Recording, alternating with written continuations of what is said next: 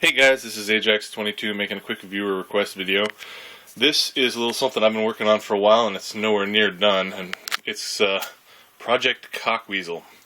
Interesting title given to it by some of our friends. And before I get a million messages about how this is horribly illegal, it's not actually, even for a guy in California.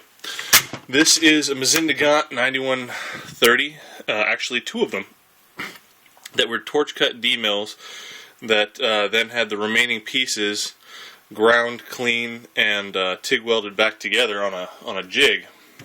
So for all intents and purposes, this is a home built brand new receiver. That's how you're able to get away with making it into a pistol.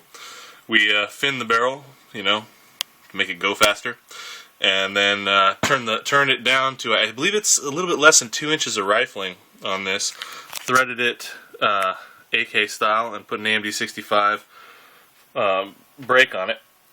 Took the stock, chopped it down so that it's not enough to be considered a stock, and then mounted one of the new knockoff Mosin scope mounts.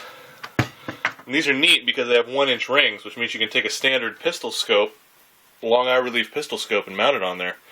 And then of course you have the little cocky ring and the turn down bolt handle, all of which would make it for a fun time.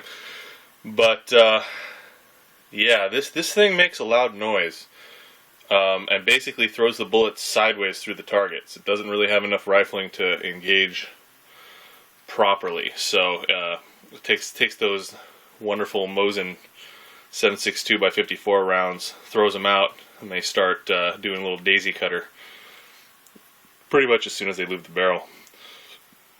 It's fun. At some point I'm going to actually fit it with a Timney trigger. The long-term game plan for this actually involves replacing the wood stock with a custom-made brass grip frame that uses Mauser C96 grips. And at that point it'll pretty much look like Han Solo's blaster on steroids. And it'll just be awesome.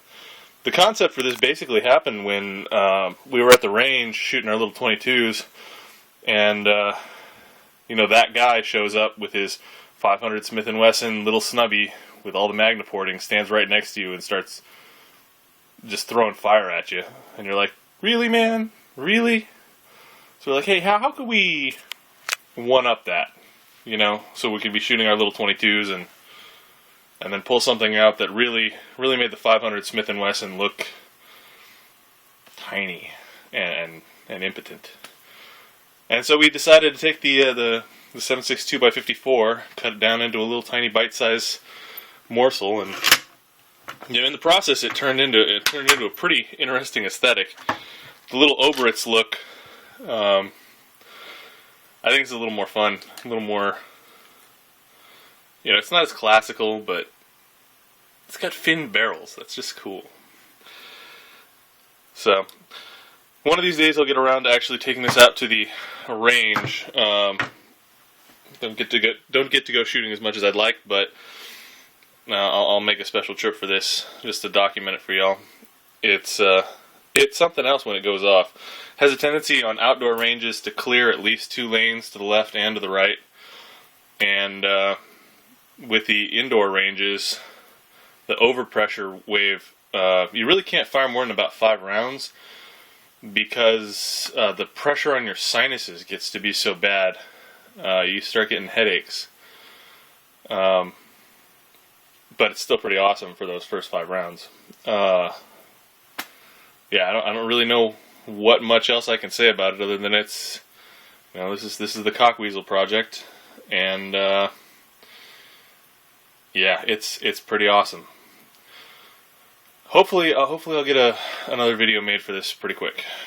So, have a good one.